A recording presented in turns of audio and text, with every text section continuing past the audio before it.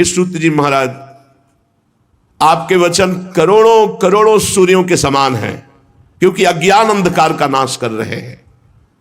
जब आप भगवान की चर्चा कहते हैं तो हमारे कानों में ऐसा लगता है अमृत रस, जो हम बड़ी बड़ी यज्ञ करके आनंद प्राप्त नहीं कर पाए, और आपके श्रीमुख से भगवत चर्चा सुनकर वो आनंद वर्तमान में मुझे प्राप्त हो रहा है। भक्ति, ज्ञान और वैराग्य से प्राप्त होने वाले महान विवेक की वृद्धि किस प्रकार से होती है, यह हम आपसे पूछते हैं। विवेक ये बहुत समर्थ परमार्थ का शुभट है। जिसके पास विवेक है वो माया को रौंद कर परास्त करके निश्चित परम पद को या ब्रह्मबोध तत्व ज्ञान जो चाहे वो प्राप्त करो। विवेक, भक्ति, ज्ञान, वैराग्य से प्राप्त होने वाले महान विवेक की कैसे प्राप्ति होती है, कैसे वृद्धि होती है, ये वैष्णवजन भगवान की दुरंत माया मोह से अपना कैसे पीछा छुड़ाते हैं। ये घोर कलिकाल है, इसमें जीव की प्रायः स्वाभाविक आसुरी प्रवृत्ति होती, राक्षसी प्रवृत्ति। भूमि परत भा ढावर पानी, निर्मल जल आकाश से जैसे गिरा, पृथ्वी में गिरते ही धूल दूषित मलिन हो गया, ऐसे ही तिम जीव ही माया लपटानी।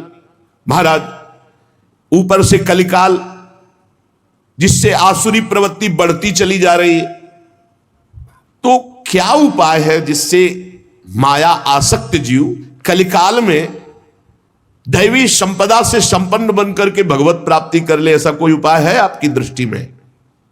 सूत जी, आप हमें कोई ऐसा शाश्वत साधना बताइए जो सबसे अधिक कम समय में हमारा परम कल्याण कर दे, सबसे अधिक बलशाली और कम समय में हमारा कल्याण कर दे, हमारे हृदय को पवित्र कर दे, हमें भगवान ललित त्रिभंगी श्याम सुंदर से मिला दे। देखो महाराज, चिंतामणिन लोक सुखम सुरद्रुः स्वर्ग संपदम प्रयच्छति गुरहु पीतो वैकुंठम योगी दुर्लभम। अगर चिंतामणि मिल जाए तो लौकिक सुख दे सकती है, कल्प वृक्ष मिल जाए तो स्वर्गिक सुख दे सकता है, परंतु अगर गुरु मिल जाए और गुरु प्रसन्न हो जाए तो योगी दुर्लभ नित्य भगवान का परम धाम दे देते हैं। इसलिए आप कृपा करके बताइए कि महान बलिष्ठ साधन कम समय में श्री कृष्ण का साक्षात्कार करा दे, शुद्ध विवेक जागरण हो जाए, ऐसा उपाय बताओ। क्योंकि एक तो माया ग्रसित, दूसरा कलयुग का प्रभाव, कैसे जीव भगवत प्राप्ति करे? सूत जी ने कहा, शौनकादि ऋषियों, मैं देख रहा हूं कि तुम्हारे हृदय में श्री कृष्ण का बहुत प्रेम है, इसलिए मैं विचार करके तुम्हें संपूर्ण सिद्धांतों का निष्कर्ष सुनाता हूं। ध्यान से सुनो, ये तुम्हारे जन्म और मृत्यु के भय का नाश कर देगा। ध्यान से सुनो। जब जीव के हृदय में भक्ति जागृत होती है, ऐसी भक्ति जिसका प्रतिदिन प्रवाह बढ़े, वो प्रवाह जीव को भगवान श्री कृष्ण के समीप ले जाता है, भक्ति का प्रवाह। और उसके ऐसे आचरण बनने लगते हैं कि भगवान प्रसन्न हो जाते हैं। जहां भगवान प्रसन्न होते हैं, ये माया अपने आप हटने लगती, फिर उसमें कोई बाधा नहीं पहुंचाती। मैं तुम्हें साधन बताता हूं भगवान श्री कृष्ण को प्रसन्न करने का, सावधान होकर सुनो। कलयुग में जीवों के काल रूपी सर्प के मुख का ग्रास होने के त्रास का आत्यंतिक नाश केवल भगवान की कथा से हो सकता है। अगर हमें नित्य सत्संग मिले, नित्य भगवत चर्चा मिले, तो हमारा भजन रोज बढ़ेगा, भजन में रुचि बढ़ेगी, हमारे असत आचरण छूटेंगे, हम निश्चित भगवत प्राप्त हो जाएंगे। मन की शुद्धि के लिए भगवान की चर्चा से बढ़कर और कोई साधना नहीं। परस्पर भगवान की चर्चा, कथन, श्रवण की जाए, इससे बहुत जल्दी मन भगवान में लग जाता है, मन शुद्ध हो जाता है। जब मनुष्य के बहुत जन्मों का पुण्य एकत्रित होता है, एक दो जन्म का नहीं, जन्मांतरे भवेत पुण्यम तदा भागवतम लभेत। जन्म जन्मांतर के पुण्य एकत्रित होते, तब उसे भगवान की रस भरी चर्चा सुनने का सौभाग्य मिलता है। भगवान की चर्चा सुनना बड़ी दुर्लभ विषय। जन्म जन्मांतरों के जब पुण्य एकत्रित होते हैं तब भक्त और भगवान की चर्चा सुनने का सौभाग्य प्राप्त होता है। सुत दारा धन लक्ष्मी पापियों के घर होए, संत समागम हरि कथा तुलसी दुर्लभ दोए।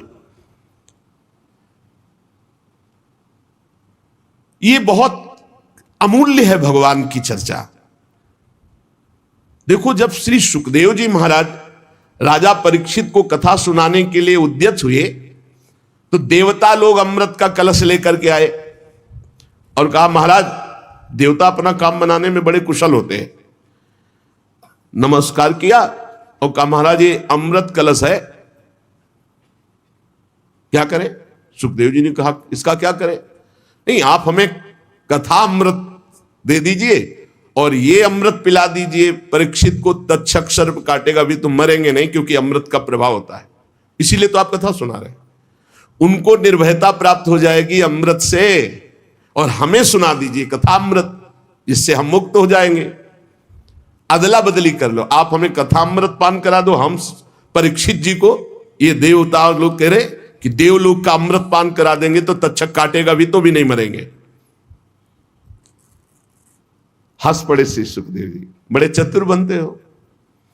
कहां ये कांच और कहां मणि, कहां इंद्र नीलमणि श्याम सुंदर की मनोहर चर्चा, और कहां ये भय शोक प्रदान करने वाला अमृत, क्योंकि उसको पीने के बाद भी देवता भयभीत होते हैं, शोकित होते हैं, ईर्ष्या होती है, कामनाएं होती हैं। वो अमृत किस काम का? और श्री कृष्ण कथा अमृत तो निर्विकार करके भगवत प्रेम में डुबो देता है। कहां कांच और कहां मणि, कहां ये अमृत और कहां श्री कृष्ण लीलामृत।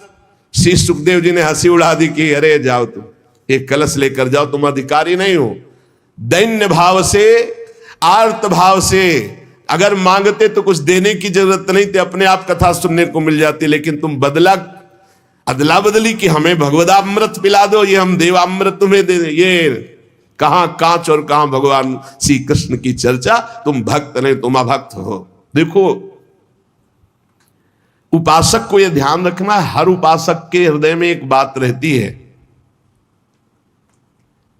पहली हमारी मांग होनी चाहिए भगवत प्राप्ति, पर हर उपासक के मन में होती है आखिरी बात कि भगवत प्राप्ति तो हो ही जाएगी, हम भोग लेते हैं। कभी नहीं होगी ऐसे उपासक को। जो भगवत प्राप्ति को टालता है और अन्य भोगों को प्राथमिकता देता है, उसके लिए भगवत प्राप्ति बहुत दुर्लभ है।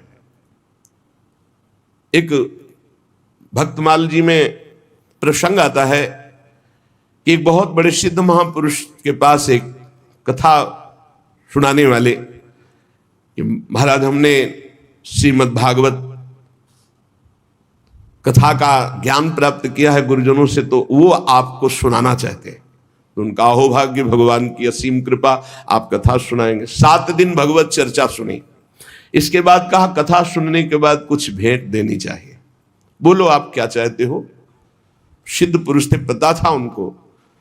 तो उनका भगवान संतान नहीं है, अगर एक संतान हो जाती, जाओ 7 दिन कथा सुनाने का फल हमारे भजन के प्रभाव से तुम्हारा नवीन प्रारब्ध बनेगा और तुम्हारी संतान होगी। और हाँ, भगवान संतान भी हो गई पर धन नहीं है तो कैसे हम पालन पोषण करेंगे। इसलिए आपकी कृपा से कुछ ऐसा विधान बन जाए कि हमारा परिवार चलता रहे, इससे कुल परंपरागत हमें लक्ष्मी की प्राप्ति हो। हरि चर्चा सुनाई है, विधान बन जाएगा, धन का भी बन जाए। ठीक है, जाओ। और कुछ भगवान की थोड़ी भक्ति भी हो जाए। चुप, पहले संतान, दूसरे में धन और तीसरे में भक्ति। कदाप तेरे को भक्ति प्राप्त नहीं हो सकती। जाओ, संतान होगी, संपत्ति मिलेगी, भक्ति नहीं। और अगर पहले बोले होते पहले नंबर में कि भगवान की भक्ति, और अब प्रभु संतों का भोग लगे, ठाकुर जी का भोग लगे, इसके लिए नाथ, और प्रभु कोई संत सेवा करने वाला हमारे कुल में भी हो जाए, सब हो जाता पहले भक्ति। लेकिन भक्ति सबसे पीछे नहीं। अभक्तास्तांश्च विज्ञाये न ददौ सा कथामृतम, श्रीमद् भागवती वार्ता सुराणाम अपि दुर्लभा। भगवान की कथा दैन्य आर्त भाव से अहोभाग्य मनाकर सुनी जाती है, इस भाव से नहीं, अदला बदली से नहीं।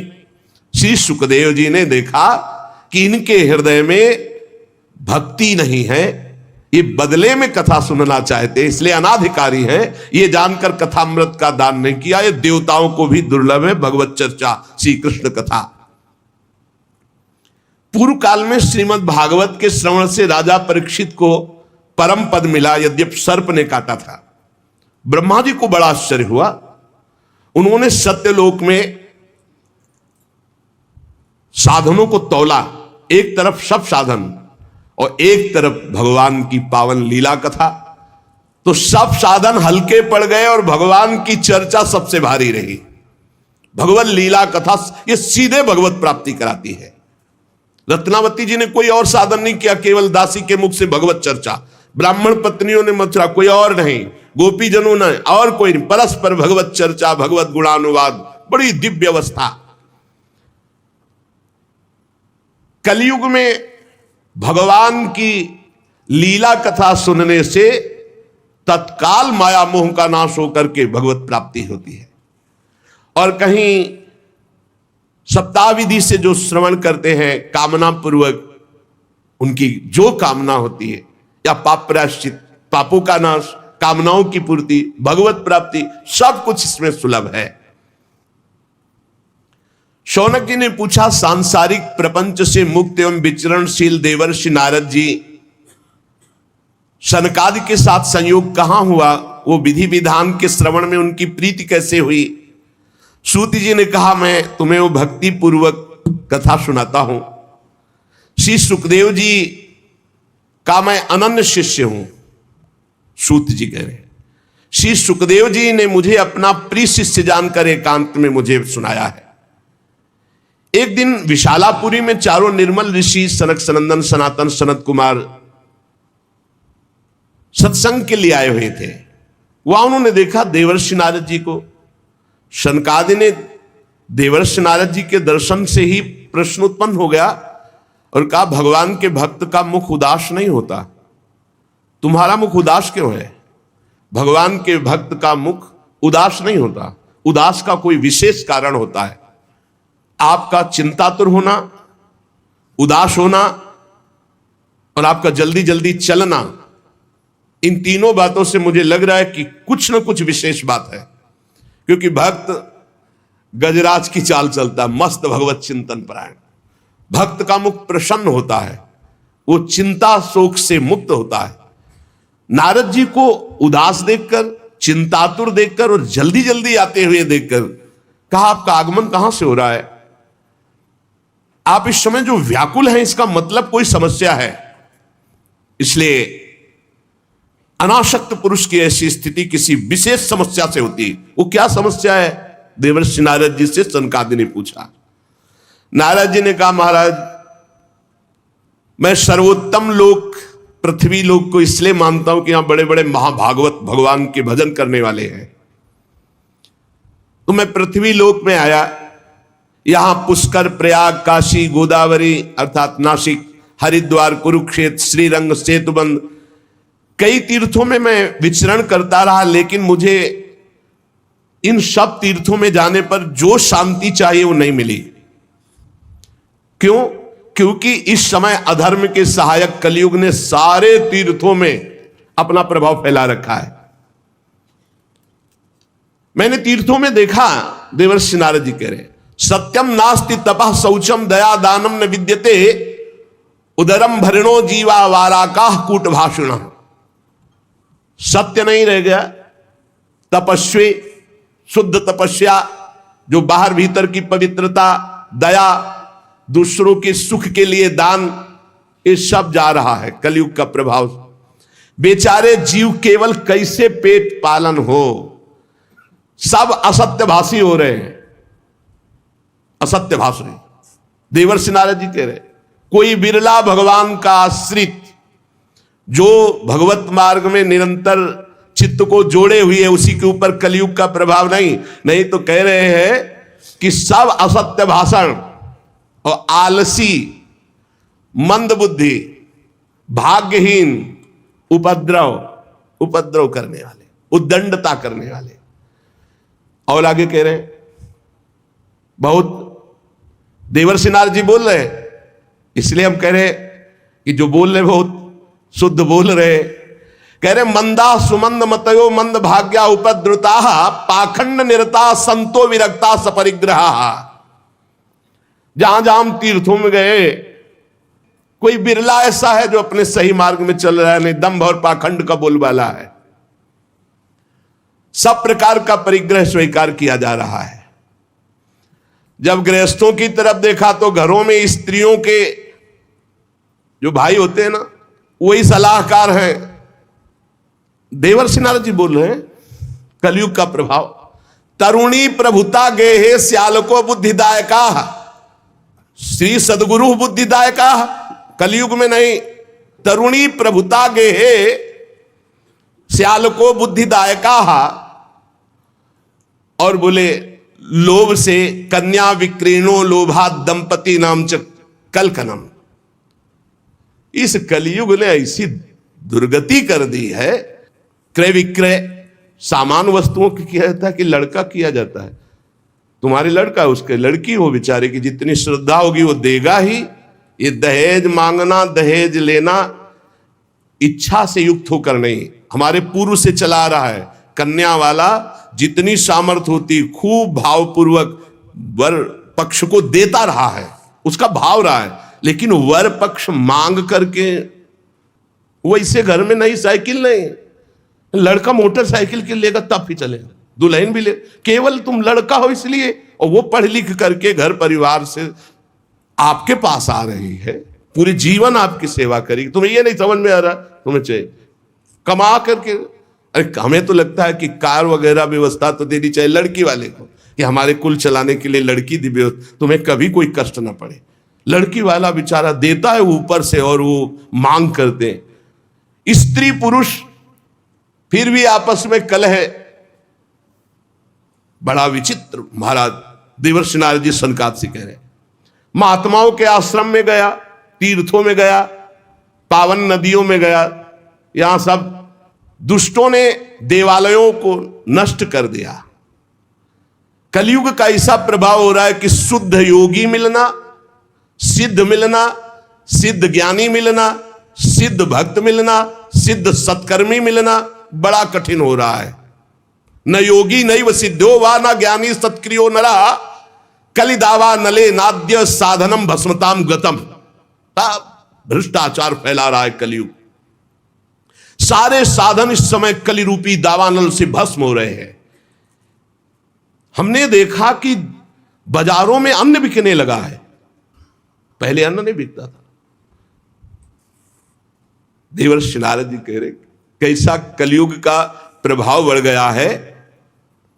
अट्टशूला जनपदा शिवशूला दुजातय कामिन्य केशशूलिन्य संभवंती कलाविहि। दुजातय जो विप्रजन है, वो पैसा लेकर के वेद पढ़ाते हैं, तो फिर परिवार कैसे चल? नहीं, वेद पढ़ाते थे वो तो गुरु दक्षिणा में या कार्य की पूर्णता में जजमान तो खुद देता था, मांगने को नहीं कहा गया।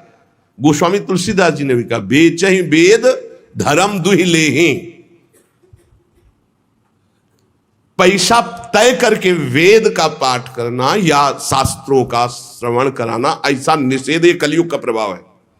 देवर्षि नारद जी कह रहे हैं, तस्मात् शास्त्रम प्रमाणम कामिन्य केशशूलिन्य संभवंती कलाविहा। इस कलयुग ने ऐसा भ्रष्टाचार मचा दिया कि चरित्र बेच करके लोग जीवन यापन करना चाहते हैं। बड़ा विचित्र है। बोले चरित्र बेच करके उदर पोषण करने की वृत्ति, ऐसा दिमाग। नौकरी मिल जाए, रुपया मिल जाए, पद मिल जाए, चरित्र चला जाए, उसका कोई महत्व तो नहीं। ऐसा कलयुग बुद्धि को भ्रष्ट कर देता है। एवं पश्यन कलेर दोषान पर्यटन नवनीम हम यामुनम तटमापन्नो यत्र लीला हरे रभूत। मैं ऐसे विचरण करते हुए भयानक कलयुग के दोषों को देखता हुआ परम पावन यमुना जी के पुलिन पर विराजमान जो श्री वृंदावन धाम है, जहां भगवान श्री कृष्ण की नित्य लीला हो चुकी है, हो रही है और होती रहेगी, तत्राश्चर्यम मया दृष्टम सूर्यताम तन्मुनीश्वरा एका तो तरुणी तत्र निशरणा खिन्न मानसा। मुनिवरों, मैंने एक बड़ा आश्चर्य देखा वृंदावन में। वहां एक बड़ी तेजोमयी दिव्य युवती खिन्न मन से बैठी है, उसके पास दो पुरुष वृद्धावस्था को प्राप्त अचेत पड़े हुए सांस ले रहे हैं। वो तरुणी बार बार उन दो वृद्ध पुरुषों की सेवा करके जगा रही है, दुलार कर रही है, पर वो जगी नहीं रहे। तरुणी खिन्न मानसा, बहुत उदास है। दस दिक्षु निरीक्षंती रक्षितारम निजम वपुः विज्यमाना सतस्त्रीभिर बोध्यमाना मुहुर्मुहु। उस दसियों दिशाओं में देख रही कि कोई मेरा सहयोगी आ जाए और इन दो को चेतना दिला दे। बार बार वो वस्त्र से पंखा झल रही, उन्हें चेतना लाने की कोशिश। मैंने ये दूर से चरित्र देखा, कौतूहलवश पास गया। वो दिव्य तरुणी खड़ी हुई और प्रणाम करके व्याकुल होकर मुझसे कहने लगी, देवर्षि नारद जी, एक क्षण ठहर जाइए, मेरी चिंता को दूर कर दीजिए, क्योंकि आप जैसे संतों का दर्शन समस्त चिंता और पापों को नष्ट करने वाला होता है। आपके वचनों से मेरे दुख की बहुत कुछ शांति हो जाएगी, मुझे विश्वास है। क्योंकि यदा भाग्यम भवेद भूरि भवतो दर्शनम तदा, जब मनुष्य के बहुत बड़े भाग्य उदय होते तब आप जैसे संतों के दर्शन होते हैं। नारद जी ने कहा कि देवी तुम कौन हो, बहुत तेजस्वी हो, और ये दोनों वृद्ध पुरुष कौन है तुम्हारे जो तुम इनकी सेवा कर रही हो, और बहुत सी कमल नयनी देवियां तुम्हें घेरे हुए हैं। तुम विस्तार से अपने दुख और अपना परिचय बताओ, दुख का कारण और परिचय। तो उस दिव्य युवती ने कहा, अहम भक्ति रीति ख्याता इमऊ में तनयो मतौ ज्ञान वैराग्य नामानौ काल योगे न जर्जरौ गंगाद्या सरितश्चेमा मत सेवार्थम समागता। मेरा नाम भक्ति है, ये मेरे पुत्र हैं जो वृद्ध हो गए ज्ञान और वैराग्य। समय के प्रभाव से, कलयुग के प्रभाव से मेरे पुत्र वृद्ध हो गए ज्ञान और वैराग्य। ये जो मेरी सेवा में है, ये गंगा आदि दिव्य नदियां हैं। मैं समस्त देवियों से सेवित हूं, क्योंकि प्रेम लक्षणा भक्ति हूं। तपोधन, मैं अपनी कथा सुनाती हूं और सुनकर आप मुझे शांति प्रदान करें। मैं द्रविड़ देश में उत्पन्न हुई, कर्नाटक में बड़ी, कहीं कहीं महाराष्ट्र में सम्मानित हुई, गुजरात में मुझे थोड़ा बुढ़ापा जैसा लगा। घोर कलयुग के प्रभाव से पाखंडियों ने मुझ भक्ति को क्षीण कर दिया है। पाखंड ने बहुत काल से मैं दुर्बल निस्तेज अपने पुत्रों सहित, पर जब मैं वृंदावन आई तब तो मैं तो सुंदरी स्वरूप नवयुवती हो गई, लेकिन मेरे पुत्र वैसे कि वैसे ज्ञान वैराग्य। भक्ति कह रहे मैं तो तेजस्विनी हो गई वृंदावन में, लेकिन ज्ञान वैराग्य को यहां। अब ये मेरे पुत्र ऐसे वृद्ध पड़े हैं, अब इनको छोड़कर मैं कहीं जा नहीं सकती। जरठत्वम क्षमायातौ तेन दुखेन दुखिता साहम तो तरुणी कस्मात सुतो वृद्धा विमोकुता। बड़ी समस्या है, माता जवान और बेटे बूढ़े, मैं दुखी हूं। हम तीनों एक साथ रहते हैं, ज्ञान वैराग्य भक्ति, फिर ये विपरीतता क्यों? ऐसा होना चाहिए, पुत्र तरुण होना चाहिए, माता बूढ़ी होनी चाहिए। मैं तरुण हूं, मेरे पुत्र ज्ञान वैराग्य बूढ़े हैं। योग निधि आप इसका कारण बताइए। नारद जी ने कहा, साध्वी आपके बात करते करते मैंने ज्ञान दृष्टि से सब कुछ देख लिया, तुम्हें विषाद नहीं करना चाहिए। भगवान श्री हरि तुम्हारे अधीन है। प्रेम अधीन भगवान का नाम, प्रेमाधीन, भक्ताधीन मना पूज्यो, भक्ति के अधीन है, तुम्हें विषाद शोभा नहीं देता। सूत जी कहते हैं, मुनिवर नारद जी ने एक क्षण में ही सब कारण जान लिया, और नारद जी ने कहा, देवी सावधान होकर सुनो, ये दारुण कलयुग है। इसी से इस समय सदाचार, योग मार्ग, तपस्या और सब मार्ग, भगवत मार्ग जितने हैं, प्रायः ये गुप्त लुप्त होते जा रहे हैं। कलिकाल का ऐसा प्रभाव बढ़ता चला जा रहा है। हे देवी, जना अघासुरायन्ते साठ्य दुष्कर्म कारिणः। सबका मन दुष्टता में ज्यादा लगता है। दुष्कर्म करना, पापाचरण करना, जो मन बुद्धि है, ये ज्यादातर पाप कर्म के कभी नहीं अघाते हैं। जहां देखो जो सही मार्ग से चलेगा उसे दुख, म्लान, निंदा, उपहास।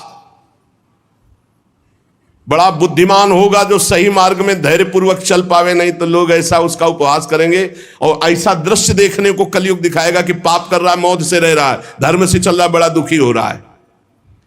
कलयुग का ऐसा प्रभाव बढ़ रहा है कि यहां शुद्ध ज्ञानी मिलना, शुद्ध भक्त मिलना, शुद्ध पंडित मिलना, पंडिता समदर्शिना बड़ा कठिन हो रहा है। ऐसा नहीं कि नहीं है, पर बड़ा कठिन हो रहा है। पृथ्वी में इतना पाप बढ़ता जा रहा है कि भगवान शेष जी के लिए भार रूप हो रही है पृथ्वी। मैं तो आया था मृत्यु लोक में भक्तों का समागम प्राप्त करने, लेकिन इस समय छूने और देखने योग्य भी नहीं रह रही है। बड़ा अमंगल हो रहा है पृथ्वी में।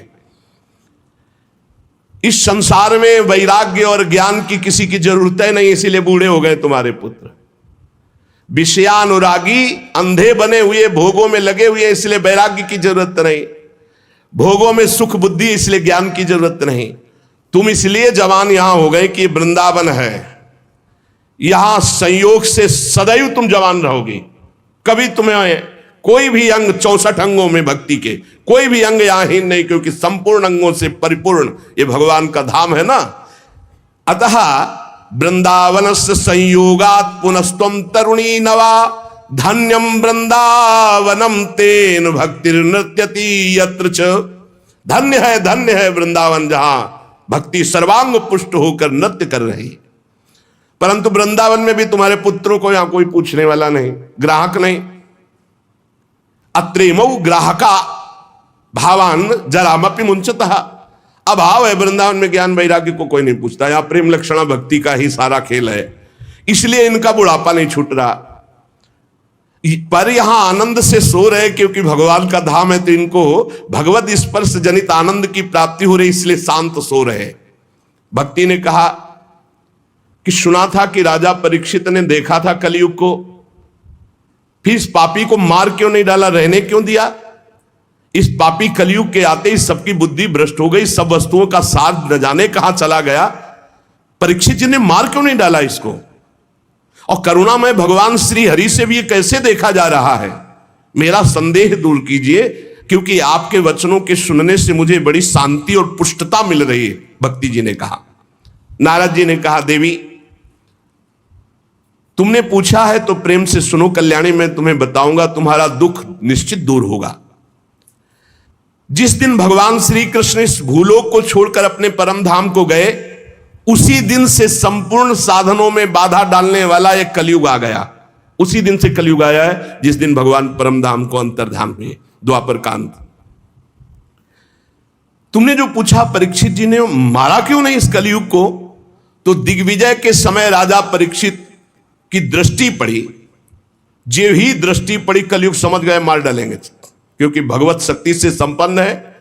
वो दौड़ के अपनी पाग उतारकर दीन होकर शरण में आ गया। और ये नियम है कि जो चरणों में गिर पड़े, शरणागत हो जाए, चाहे प्राणों की बाजी लगानी पड़े, उसकी हानि नहीं होनी चाहिए। ये शरणागत का धर्म का नियम है। जैसे कबूतर चरणों में गिर गया तो महाराज शिवी जी ने अपने संपूर्ण शरीर को, मांस को, शरीर को भी दे दिया, लेकिन कबूतर को नहीं दिया। वो दीन के समान शरण में आ गया।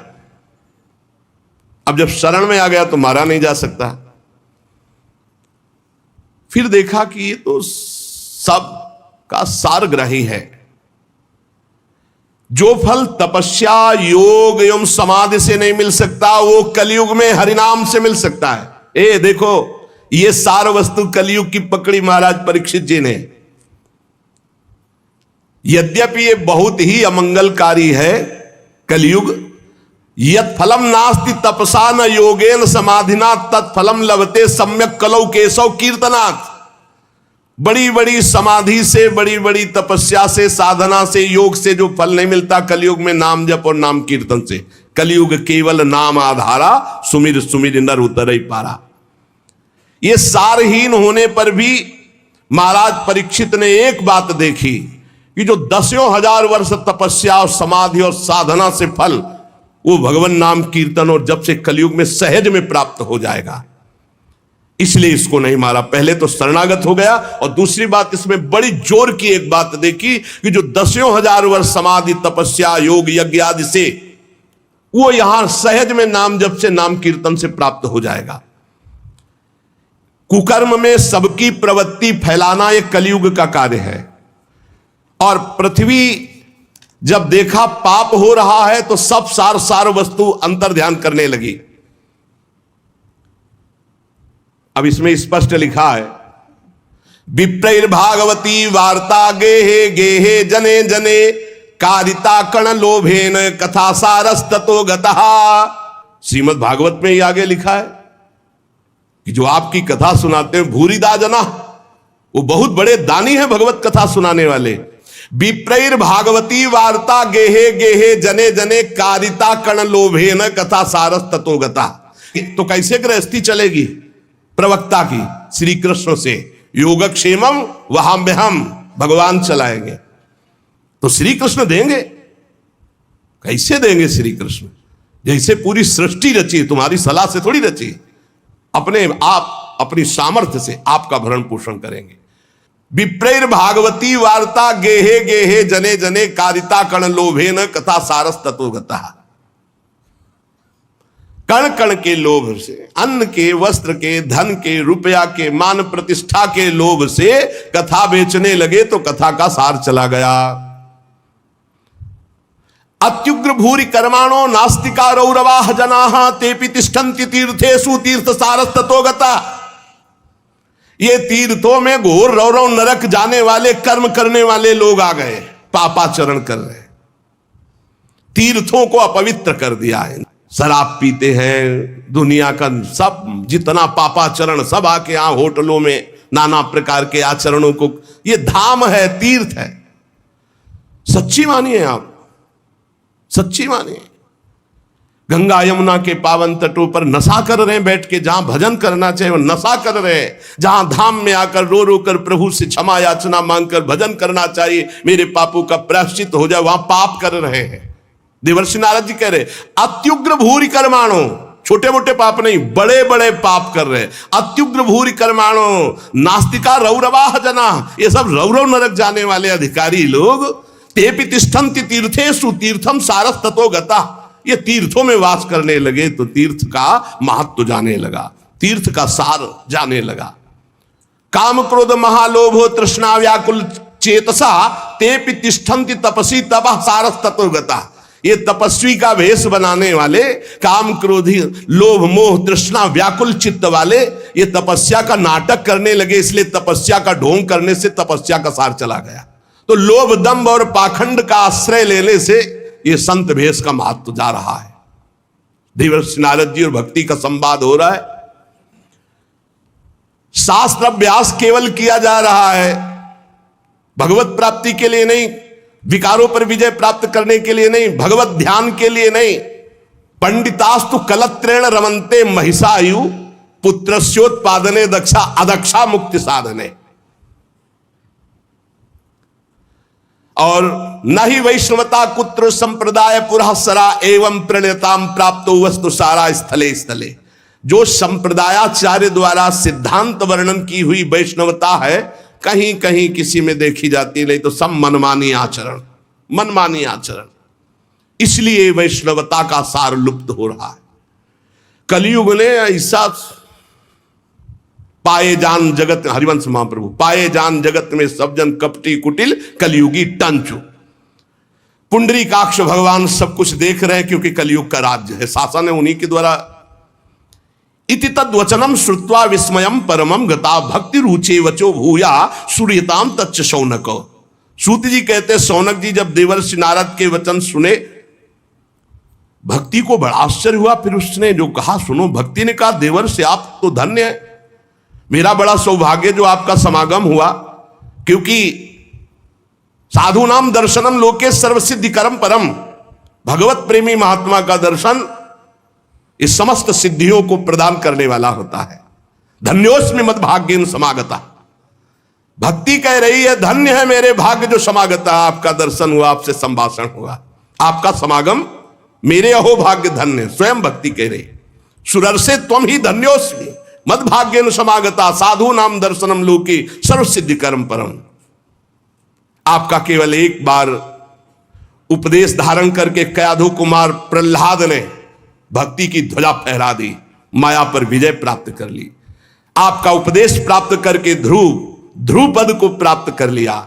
आप सर्व मंगल में साक्षात श्री ब्रह्मा जी के पुत्र हैं। हे देवर्षि नारद जी, मैं आपको नमस्कार करती हूं। नारद जी ने कहा कि भक्ति तुम खेद में अपने को मत डालो, चिंता तो मत हो, भगवान श्री कृष्ण के चरण कमलों का चिंतन करो। भगवान की कृपा से सारे दुखों का नाश हो जाता है। दुख नाश का उपाय क्या? भगवान का चिंतन करो। जब दुख आपको घेरने लगे तो और गाढ़ चिंतन करो, दुख से बच जाओगे। वो दुख आप पर प्रभाव नहीं डाल पाएगा। जिन्होंने कौरवों के अत्याचार से द्रौपदी की रक्षा की, गोप सुंदरियों को स्नात किया, वो श्री कृष्ण कहीं चले थोड़ी गए हैं। फिर तुम तो भक्ति हो, श्री कृष्ण को प्राणों से भी अधिक प्यारी हो, चाहे जैसा पापी पति नीच हो। अहो वत्सपतो गरियान यद जिभ्यागे वर्तते नाम तुभ्यम। सतयुग, त्रेता, द्वापर, इन 3 युगों में ज्ञान, वैराग्य और मुक्ति के साधन थे, किंतु कलयुग में तो केवल भक्ति ही ब्रह्म सायुज्य प्राप्त करा सकती, दूसरा कोई साधन नहीं। जैसे अभी कलिया परसों में श्री तुलसीदास जी जो वर्णन कर रहे थे कि तीर्थ, याग, यज्ञ, व्रत आदि, अब नहीं समय रह गया इनके द्वारा भगवत प्राप्ति। ये सोचकर ही परमानंद चिन्ह मूर्ति ज्ञान स्वरूप श्री हरि ने अपने सत्स्वरूप से तुम्हें रचा है। तुम साक्षात श्री कृष्ण की परम प्रिय हो, परम सुंदरी हो। एक बार जब तुमने हाथ जोड़कर पूछा था कि मैं क्या करूं, तब भगवान ने यही आज्ञा थी कि मेरे भक्तों का पोषण करो। तुमने भगवान की आज्ञा स्वीकार की। तुम पर भगवान बहुत प्रसन्न है। तुम्हारी सेवा करने से मुक्ति को तुम्हारी दासी के रूप में दिया है। भक्ति की दासी क्या है? मुक्ति। ज्ञान वैराग्य तुम्हें पुत्र रूप में दिए। वैसे तो तुम साक्षात भगवान के समीप रहती हो, पर कभी कभी भूतल पर अपने भक्तों का पोषण करने के लिए तुम भ्रमण करती हो। कहां समीप रहती? भगवान के धाम में। यहां नित्य शाश्वत प्रेम लक्षणा भक्ति विराजमान रहती है। तुम मुक्ति रूपी दासी ज्ञान वैराग्य रूपी पुत्र को लेकर पृथ्वी तल पर सतयुग से द्वापर पर्यंत बड़े आनंद से रहे, पर कलयुग में तुम्हारी दासी मुक्ति पाखंड रूप रोग से पीड़ित होकर क्षीण हो गई, इसलिए वो तो भगवान के पास चली गई। अब जब भगवान जिसको मुक्ति देंगे वही मुक्त हो सकता है। अब इस लोक में तुम्हारे पास बचे ज्ञान और वैराग्य, वो बूढ़े हो चुके हैं, ज्ञान वैराग्य काम नहीं कर रहा, पर वो तुम्हारे पास ही हैं। कलयुग के कारण तुम्हारे पुत्र उत्साहहीन वृद्ध हो गए हैं, पर चिंता मत करो, मैं संकल्प लेता हूं इनका नव जीवन, ज्ञान वैराग्य को मैं जागृत करूंगा। सुमुखी, कलयुग में बहुत बड़े दोष हैं, पर कलिना सदृशा कोपि युगो नास्ति वरानने तस्मिस्त्वाम स्थापयिष्यामि गेहे गेहे जने जने। इसमें बड़ा भारी गुण है। भगवान के नाम कीर्तन से परम पद प्राप्त होता है। मैं घर घर में भक्ति का स्थापन करूंगा, तुम चिंता मत करो। देखो, अन्य सब धर्मों को दबाकर भक्ति विषयक महोत्सवों को यदि आगे ना रखूं, घर घर में तुम्हारा प्रचार न कर दूं, तो मैं भगवान श्री हरि का दास नहीं। तुम निश्चिंत हो जाओ।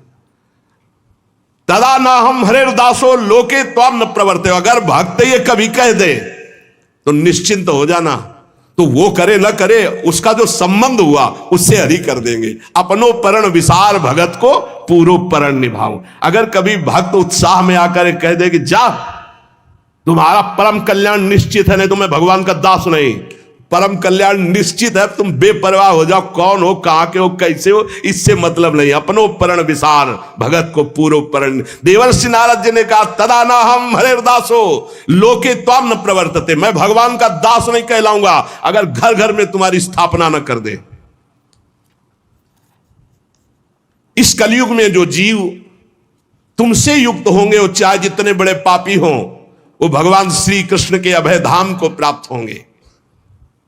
जिसके हृदय में प्रेम लक्षणा भक्ति निवास करती है, उस पुरुष को यमराज कभी स्वप्न में भी नहीं देख सकते। जागृत की तो बात जाने दो, थोड़ी भी भक्ति जिसके हृदय में है, यमराज कभी नहीं देख सकते। देवर्षि नारद जी, जिनके हृदय में हे भक्ति महारानी आपका थोड़ा भी आदर है, उसे कभी प्रेत नहीं छू सकता। पक्की बात, ये विश्वास करो, ध्यान पूर्वक सुनो।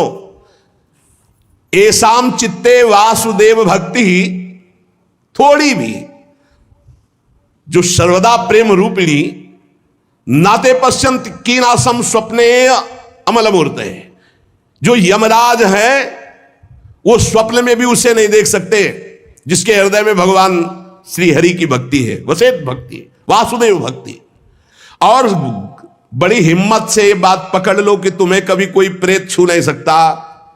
न प्रेतो न पिशाचो वा राक्षसो वासुरोपि वा भक्तियुक्त मनस्का नाम स्पर्शेन न प्रभुर भवेत।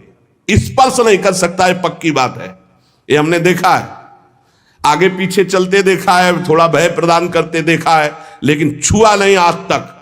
गंगा के किनारे स्मशान में पूरी रात, अब क्या पता कि आगे क्या है, पर कभी शरीर को कोई चोट पहुंचाई हो या स्पर्श किया हो, आज तक कभी हिम्मत नहीं पड़ी। अपना कल्याण करने के लिए भक्तों का दर्शन, भक्तों से संभाषण हो, लेकिन अमंगल नहीं कर सकते। बैठा लो, गले में कंठी बंधी है, भगवान का नाम चल जपते हो, कभी कोई प्रेत तुम्हें छू नहीं सकता। डरना मत।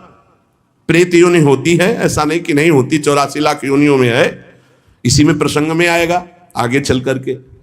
ना प्रेतो ना पिशाचो वा राक्षसो वा असुरोपि वा, ना कोई राक्षस, ना कोई असुर, ना कोई पिशाच, ना कोई प्रेत, जिसके हृदय में भगवान की भक्ति है, गले में कंठी है, नाम जप, ये कभी स्पर्श नहीं कर सकते। जिनके हृदय में भक्ति महारानी का थोड़ा भी निवास है, प्रेत पिशाच राक्षस दैत्य स्पर्श भी नहीं कर सकता। भगवान तपस्या, वेदाध्ययन, ज्ञान और कर्म आदि के साधन से वश में नहीं किए जा सकते, वो केवल भक्ति से ही वशीभूत होते हैं। इसमें गोपीजन प्रमाण है। ना तपोभिर न वेदैश्च न ज्ञाने नापि कर्मणा हरिर ही साध्यते भक्त्या प्रमाणम तत्र गोपिका। ये जो भगवत चर्चा, धाम आना, सत्संग सुनना, नाम जप करना, भगवान की भक्ति में, बोले नृणाम जन्म सहस्त्रेण भक्तौ प्रीतिर ही जायते, कलौ भक्तिर भक्त्या कृष्ण पुरा स्थिता। जब हजारों जन्मों के तपस्या और पुण्य एकत्रित होते हैं, तब भगवान के नाम रूप लीला धाम में भक्ति होती है। कलयुग में केवल भक्ति, केवल भक्ति, केवल भक्ति से ही श्री कृष्ण चंद्र का साक्षात दर्शन पाया जा सकता है। केवल भक्ति से भगवत धाम की प्राप्ति। जो लोग भक्ति की अवहेलना करते हैं, भक्ति द्रोह करा ये ते सीदंत जगत रे दुर्वासा दुखमापन्ना पुरा भक्ति विनिंद कहा। जो लोग भक्ति से द्रोह करते हैं, भक्त से द्रोह करते हैं, वो चाहे दुर्वासा जैसे तपस्वी क्यों न, तीनों लोक में भारी दुख ही दुख पाएंगे। बस बस अलम व्रतैरलम तीर्थैरलम योगैरलम मकई अलम ज्ञान कथालापैर भक्ति रे कैव मुक्तिदा। बस बस बस व्रत से, तीर्थ से, योग से, यज्ञ से, ज्ञान चर्चा से भगवत प्राप्ति नहीं। कलिकाल है, एकमात्र भक्ति से ही परम मोक्ष, परम पद जो चाहोगे वो प्राप्त हो जाएगा। सूत जी कहते हैं, इस प्रकार नारद जी के श्रीमुख से जब भक्ति का महात्म, भक्ति महारानी और पुष्ट हो गई। अहो नारद धन्योषि प्रीतिस्ते मयि निश्चला ना कदाचित विमुंचामि चित्ते स्थास्यामि सर्वदा। नारद जी आप धन्य हैं, आपकी मुझ में निश्चल प्रीति है, मैं सदा आपके हृदय में वास करती हूं, मैं कभी आपको छोड़कर एक क्षण भी नहीं जा सकती। साधु आप बड़े कृपालु हैं, आपने अपने क्षण भर की वार्ता से मेरे सारे दुख दूर किए, पर मेरे पुत्रों में चेतना नहीं आई, अभी तो वृद्ध ही है। आप कृपा करो मेरे पुत्र में भी चेतना आ जाए, ज्ञान वैराग्य में। भक्ति के वचन सुनकर नारद जी को बड़ी करुणा आई और उन्होंने हाथ से ऐसे पकड़कर जगाने लगे कि भाई ज्ञान उठो, वैराग्य उठो। बहुत जोर लगाया लेकिन नहीं उठे। तब वेदांत सुनाया, वेदांत घोष, फिर गीता पाठ सुनाया, फिर वो कुछ जमाई लेते हुए उड़ा ऐसे, लेकिन जगे नहीं, न गीता पाठ से न वेदांत घोष से। नारद जी ने देखा कि जमाई ले रहे, थोड़ा नेत्र उघा रहे, बस फिर वैसे ही सो गए। उन्होंने सोचा क्या किया जाए, वेदांत से नहीं जग रहे, गीता से नहीं जग रहे, ज्ञान वैराग्य। बड़े दुर्बल, केश सफेद, अस्थि मात्र हुए रहे शरीरा, मतलब एकदम निस्तेज।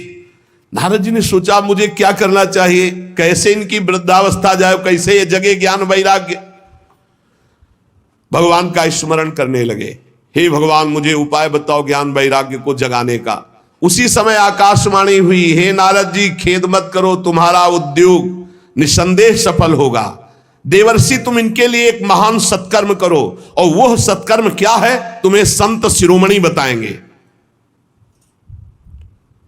आकाशवाणी बस इतना बोली, तुम धन्य हो, तुम इनके लिए सत्कर्म करो, तुम्हारा उद्योग सफल होगा, और वो सत्कर्म कोई संत महापुरुष बताएंगे।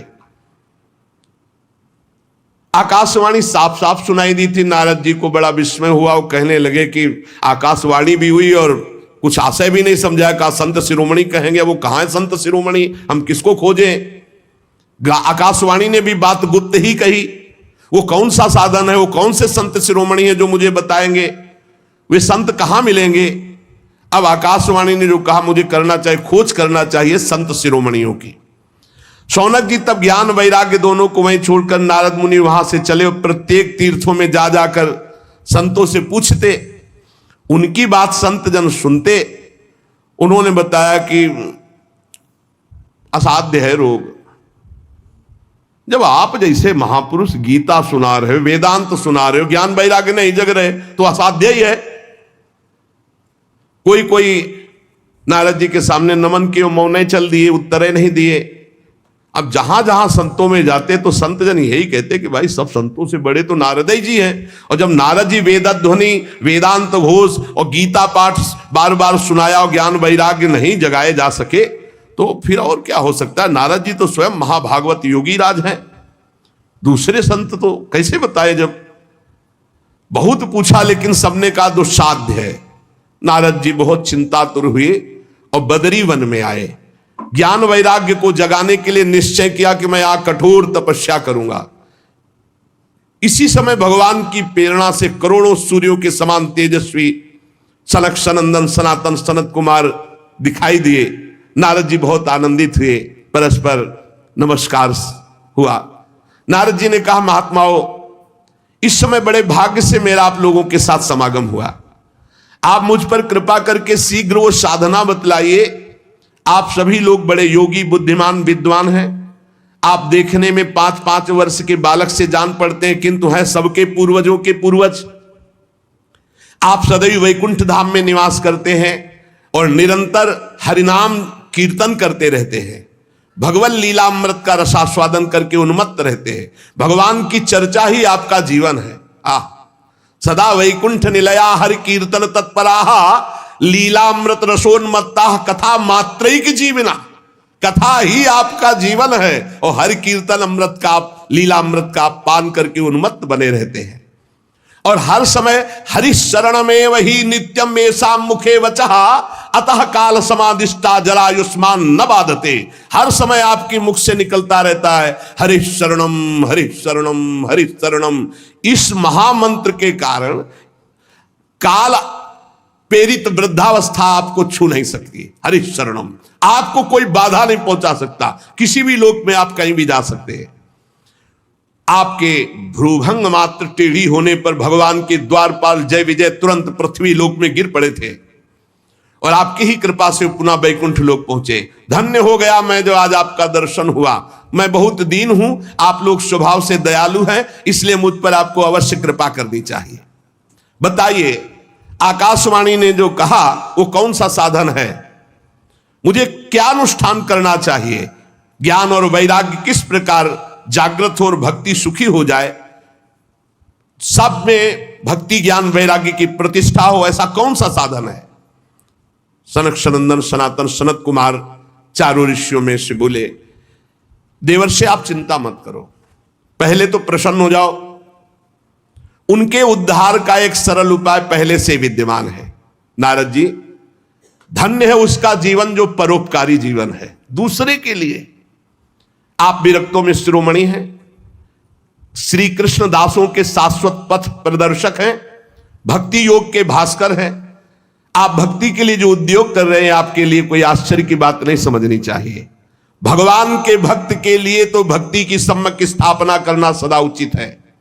ऋषियों ने संसार में अनेकों मार्ग प्रकट किए हैं, किंतु सभी कष्ट साध्य है और परिणाम में बहुत ब्रह्मा द्वारा रचे हुए लोकों की ही प्राप्ति कराने वाले हैं। भगवान की प्राप्ति कराने वाला मार्ग तो बड़ा गुप्त है, उसका उपदेश करने वाला पुरुष भी बड़े भाग्य से प्राप्त होता है। आपको आकाशवाणी ने जिस सत्कर्म का संकेत किया है उसे हम बतलाते हैं, आप प्रसन्न और समाहित चित्त होकर सुनिए। नारद जी द्रव्य यज्ञ, तपोयज्ञ, योग यज्ञ और स्वाध्याय रूपी ज्ञान यज्ञ, ये सब तो लोक लोकांतर की प्राप्ति कराने वाले हैं, महालोक, तपलोक, जनलोक, स्वर्गलोक आदि। लेकिन ये जो भगवत चर्चा रूपी महान सत्कर्म है, ये मोक्ष प्रदान करता है, प्रेम प्रदान करता है। भगवान की जो दिव्य चर्चाएं हैं, जिसे परमहंस श्री सुखदेव जी ने गान किया है, जब संपूर्ण भागवत की चर्चा ज्ञान और वैराग्य भक्ति को सुनाई जाए तो तत्काल इनको बल मिलेगा, इनका कष्ट चला जाएगा और ये आनंद से उन्मत्त होकर नृत्य करेंगे। सिंह की गर्जना सुनकर जैसे भेड़िए भाग जाते हैं, ऐसे भगवान की चर्चा सुनकर कलयुग के दोष नष्ट हो जाते हैं, कलयुग भयभीत होकर भाग जाता है। प्रेम रस प्रवाहित करने वाली भक्ति, ज्ञान और वैराग्य सबके हृदयों में जागृत हो जाएगी जो भगवान की चर्चा सुनेंगे। नारद जी ने कहा कि मैंने वेद वेदांत की ध्वनि की, गीता पाठ बार बार किया, फिर भी भक्ति, ज्ञान, वैराग्य तीनों नहीं जगे, तो महाराज श्रीमद् भागवत सुनाने से कैसे जग जाएंगे? क्योंकि कथा के प्रत्येक श्लोक, प्रत्येक पद में वेदों का ही तो सारांश है। आप लोग शरणागत वत्सल, आपका दर्शन कभी व्यर्थ नहीं जाता, इसलिए मेरा संदेह दूर कीजिए। शनकादि ने कहा श्रीमद् भागवत की कथा वेद उपनिषदों का सार है, इसलिए उनसे अलग उनकी फल रूपा होने के कारण बड़ी उत्तम है। जिस प्रकार रस वृक्ष की जड़ से लेकर शाखा पर्यंत रहता है किंतु उसका स्वाद नहीं लिया जा सकता, वही जब अलग फल रूप में आता है तो उसका स्वाद लिया जाता है।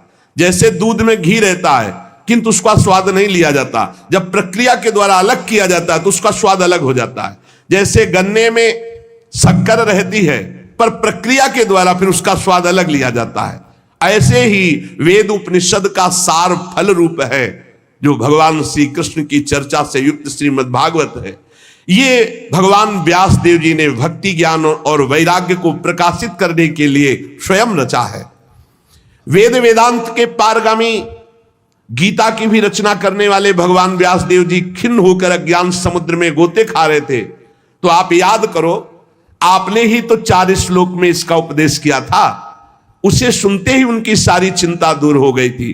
फिर इसमें आपको आश्चर्य क्यों हो रहा है? जो आप हमसे प्रश्न कर रहे हैं, आपको उन्हें शोक और दुख का विनाश करने वाले इस महामहिम भगवत चर्चा को सुनाना चाहिए। नारद जी ने कहा महानुभाव, आज तो मैं कृतकृत हो गया। आपका दर्शन जीव के संपूर्ण पापों को तत्काल नष्ट कर देता है। जो संसार दुख रूप दावानल से तपे हुए हैं उन पर शीघ्र ही शांति की वर्षा हरि जब करते तो आप जैसे महात्माओं का दर्शन हो जाता है। आप निरंतर भगवान शेष जी के सहस्त्र मुखों से गाए हुए भगवत कथा अमृत का पान करते रहते हैं। मैं प्रेम लक्षणा भक्ति का प्रकाश करने के उद्देश्य से आपकी शरण लेता हूं। जब अनेकों जन्मों के संचित पुण्य पुंज का उदय होता है तो मनुष्य को सत्संग मिलता है। भाग्योदयेन बहुजन्म समर्जितेन सत्संगमं च लभते पुरुषो यदा वै अज्ञान हेतु कृत मोह मदांधकार नाशम विधाय ही तदोदयते विवेका। अनेकों जन्मों के जब पुण्य एकत्रित होते हैं तब सत्संग मिलता है, और जब सत्संग मिलता है तब अज्ञान जनित मोह मद रूप अंधकार का नाश होकर विवेक उदय होता है, और जब विवेक उदय होता है तब भगवान से प्रेम होता है। जब अविवेक होता है तो संसार से प्रेम होता है। नारद जी, अब मैं भक्ति, ज्ञान और वैराग्य को स्थापित करने के लिए प्रयत्न करूंगा। परमहंस शिरोमणि श्री सुखदेव जी के कहे हुए भागवत शास्त्र की कथा द्वारा उज्जवल ज्ञान यज्ञ करूंगा। यह यज्ञ मुझे कहां करना चाहिए? आप इसके लिए कोई स्थान बतला दीजिए। आप लोग वेद के पारगामी विद्वान हैं, इसलिए मैं सुख शास्त्र की महिमा सुनना चाहता हूं। इसकी विधि क्या है, कितने दिनों में सुने, कृपा करके बताइए। जब नारद जी ने ऐसा कहा तो शनकादि बोले, आप बड़े विनीत हैं, क्योंकि सब जानते हुए आप पूछ रहे हैं, सर्वज्ञ हैं आप, पर आप पूछ रहे हैं इसलिए हम आपको ये बातें बता रहे हैं। इस समय हरिद्वार के पास आनंद नामक एक घाट है, बड़ा शांत है, एकांतिक है, ब्रह्म ऋषियों द्वारा सेवित है, देवता सिद्ध लोग वहां सेवन करते हैं, भांति भांति के वृक्ष और लताएं हैं, और वहां कोमल नवीन बालू बिछी हुई है, बड़ा सुरम्य एकांत प्रदेश है। हर समय गंगा जी की कलरव और सुगंध जो कमलों की है वो वायु लाती रहती है। हमें लगता है वहीं इस ज्ञान यज्ञ का आरंभ किया जाए, आनंद घाट में। कथा में अपूर्व रस आता है जब एकांत शांत भागवतिक स्थान हो। हमने देखा है कथा का प्रभाव, और आप देख लीजिएगा, एक बार केवल अनुष्ठान होने दीजिए और आपके सामने निर्बल जरा जीर्ण अवस्था में पड़े हुए ज्ञान वैराग्य यदि नृत्य न करने लगे तो कहना, भक्ति अपनी आंखों के सामने ही देखेगी, वो भी नृत्य करेगी, उनके पुत्र भी नृत्य करेंगे। कथा के शब्द पढ़ते ही ज्ञान और वैराग्य तरुण हो जाएंगे। नारद जी के साथ सनकादि तुरंत वहां से पहले कथा स्थान आनंद घाट गंगा जी के तट पर गए। यहां यमुना जी के पावन तट, परम पावन महामहिम वृंदावन की भूमि में इससे बराबर वो हरिद्वार है, हरिघर है, ले ये हरिघर है, वो द्वार है। द्वार से जिस समय तट पर पहुंचे तो सर्वत्र सिद्धों ने ये सूचना पहुंचा दी कि बहुत बड़ा ज्ञान यज्ञ होने वाला है। तो भगवान के रस के जो रसिक जन हैं, भक्त जन हैं, प्रेमी जन हैं, वो सब एकत्रित होने लगे। भृगु जी, वशिष्ठ जी, च्यवन जी, गौतम जी, मेधातिथि, देवल, देवरात, परशुराम, विश्वामित्र, साकल, मार्कंडे, दत्तात्रेय, पिप्पलाद, योगेश्वर, भगवान व्यास, पराशर, छायासुख, जाजल, जन्हू आदि बड़े बड़े मुनि अपने अपने शिष्यों के साथ, परिकर के साथ वहां एकत्रित होने लगे। इसके सिवा मूर्तिमान होकर वेद, उपनिषद, मंत्र, तंत्र, 17 पुराण, 6 शास्त्र, ये सब वहां उपस्थित हुए, क्योंकि सनकादि आदि महापुरुषों के द्वारा भगवत चर्चा। गंगा आदि नदियां, पुष्कर आदि सरोवर, कुरुक्षेत्र आदि समस्त क्षेत्र, सारी दिशाओं के दंडक वन, हिमालय आदि के जितने भी ऋषि मुनि सब आकर के एकत्रित होने लगे। सिद्धों ने बात फैला दी, भगवान की अमोघ चर्चा होने वाली है हरिद्वार में आनंद घाट पर, और बड़े महापुरुषों के द्वारा, इसलिए सब कथा का आनंद लें। तब कथा सुनाने के लिए दीक्षित होकर श्री कृष्ण परायण सनकादि नारद जी के दिए हुए श्रेष्ठ आसन पर विराजमान हुए। सभी ऋषि मुनि देवताओं सबने उनकी वंदना की। श्रोताओं में वैष्णव, विरक्त, सन्यासी, ब्रह्मचारी ये आगे बैठे। सबके आगे देवर्षि नारद जी, एक और ऋषिगण, एक और देवतागण, एक और वेद उपनिषद, एक और तीर्थ, और दूसरी ओर जन साधारण स्त्री पुरुष, ये सब ऐसे विभाग करके कथा सुनने के लिए विराजमान हुए। उस समय बड़ी जोर की पुष्प वर्षा हुई आकाश से, जय जयकार, नमस्कार और शंखों की ध्वनि होने लगी। फूलों की वर्षा, जो विमान पर चढ़कर देवता लोग सब ऋषियों के ऊपर कल्प वृक्ष के फूल बरसा रहे थे। सनकादि ऋषि महात्मा नारद को भगवत चर्चा का महात्म्य स्पष्ट करके सुनाने लगे। सनकादि ने कहा, हम आपको इसकी पहले महिमा सुनाते हैं। जो इसको श्रवण कर ले एक बार सही ढंग से, उसकी मुक्ति निश्चित हो जाएगी। कोई भी हो, एक बार पूरी सम्यक 18,000 श्लोक सुन ले तो निश्चित उसको भगवत प्राप्ति हो जाएगी। पहला ये श्रवण का फल है, तुम्हारी समझ में आवे ना आवे, एक बार आपने ध्यान से भगवत चर्चा सुनी सम्यक, तो इसका फल है कि अंततोगत्वा तुम्हारा कल्याण हो जाएगा। और कहीं ध्यान देकर सुना तो प्रेम लक्षणा भक्ति जागृत हो जाएगी, जो मोक्ष को भी लघु करने वाली है। इसलिए इस कथा का सावधान होकर के आस्वादन करना चाहिए।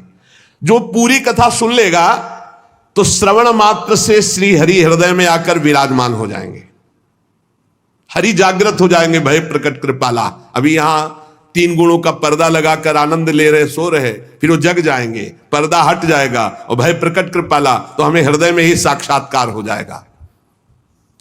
यस्या श्रवण मात्रेण हरिश्चित्तम समाश्रयेत। इसमें 18,000 श्लोक, 12 स्कंद, श्री सुखदेव और राजा परीक्षित का संवाद। ये जीव तभी तक अज्ञानवश संसार चक्र में भटकता रहता है जब तक उसे भगवान की चर्चा सुनने को नहीं मिलती। जहां भगवान की चर्चा सुनने को मिली, मोह का नाश हुआ और भगवान की तरफ दौड़ पड़ता है। श्री शनकादि इस महामहिम भगवत शास्त्र की महिमा का वर्णन करते हैं। सुशेष चर्चा आगे। श्री राधा वल्लभ लाल की जय।